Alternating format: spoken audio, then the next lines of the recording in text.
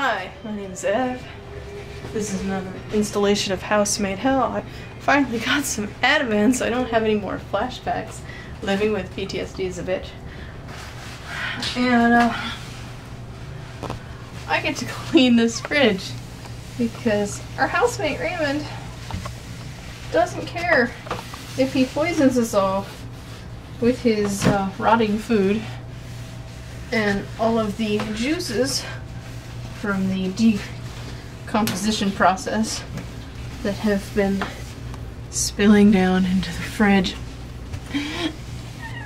And in case it's not totally clear, it's really, really nasty in here.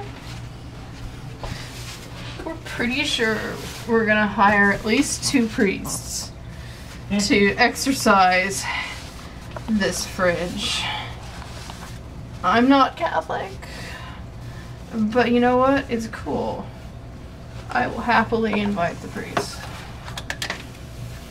What is this? What even could this be?